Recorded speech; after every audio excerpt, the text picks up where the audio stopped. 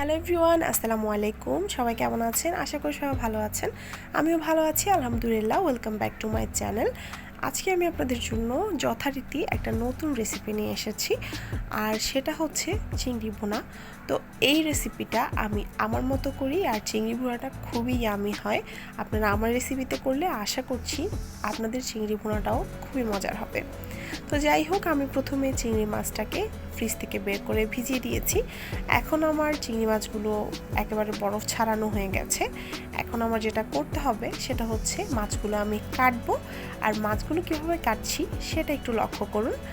আমি জানি সবাই চিংড়ি মাছ কাটতে পারেন, আশা করছি, কিন্তু এভাবে কাটলে যেটা হবে সেটা হচ্ছে চিংড়ির মাঝখানে যে বালুওয়ালা একটা রগ থাকে, যেটাতে অনেক বেশি ময়লা থাকে, সেটা কিন্তু এভাবে পরিষ্কার করতে অনেক সোজা হয়। আর যেটা হয় সেটা হচ্ছে চিংড়িটা রান্না করার পর আপনি চিংড়িটার খোসা ছাড়াতে অনেক বেশি সোজা হবে আর কি। আর হচ্ছে মশলাগুলো খুব ভালোভাবে অল্প সময়ের মধ্যেই চিংড়ির ভেতরে প্রবেশ করবে। আর চিংড়ির মধ্যে একটা জিনিস খেয়াল করতে হবে, সেটা হচ্ছে চিংড়ি মাছ কিন্তু অনেকক্ষণ যাবৎ রান্না করা যায় না। বেশিক্ষণ রান্না করলে চিংড়ি মাছটা শক্ত হয়ে যায়। তো এটা একেবারে পারফেক্ট টাইমিং ধরে রান্না করতে হয়। সেজন্য আমি এখন প্রথমে চিংড়িটাকে আলাদা করে ভেজে নিচ্ছি।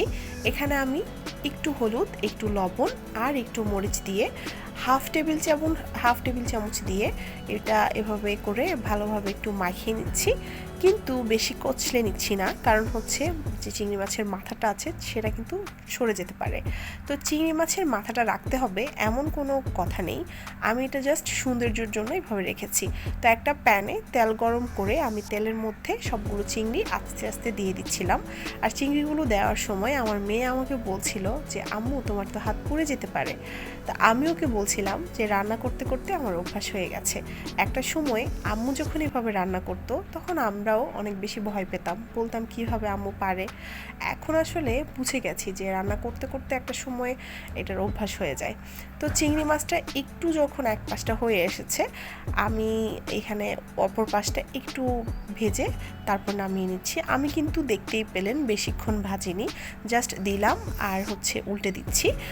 উপরের কালারটা চেঞ্জ হলেই আমি এটাকে উল্টে দিচ্ছি।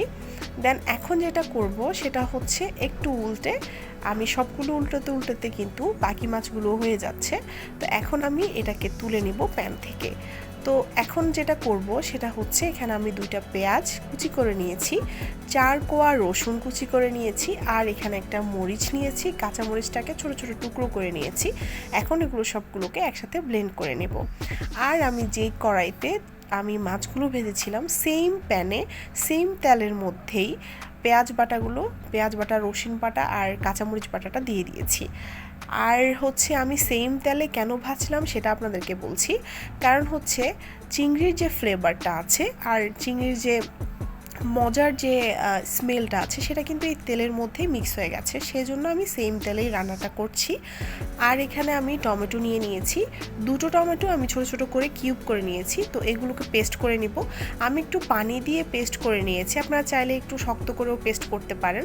তো এখন লবণ দিয়ে দিয়েছি পরিমাণ মতো। এরপর আমি মাছের মশলা যেটা আছে সেটা দিয়ে দিয়েছি হাফ টিস্পুন। এরপর মরিচ দিয়ে দিয়েছি সামান্য পরিমাণের, মরিচটা আপনারা ঝাল বাড়িয়ে কমিয়ে দিতে পারেন আপনাদের পছন্দ মতো। এরপর আমি হলুদ দিয়ে দিয়েছি হাফ টিস্পুন পরিমাণ। আমি রাঁধুনি মাছের মশলাটা ইউজ করেছি, কিন্তু বেশি পরিমাণ না, যাতে চিংড়ির স্মেলটা সরে না যায়, এটা কিন্তু খেয়াল রাখতে হবে। তো সব কিছু একসাথে ভেজে নিচ্ছি। ভেজে নেওয়ার পর তেলটা যখন একটু উপরে চলে আসবে তখন বুঝতে হবে যে মশলাটা কষানো হয়ে গেছে। দেখতে পাচ্ছেন আমার তেলটা উপরে চলে এসেছে আর কালারটাও চেঞ্জ হয়ে গেছে।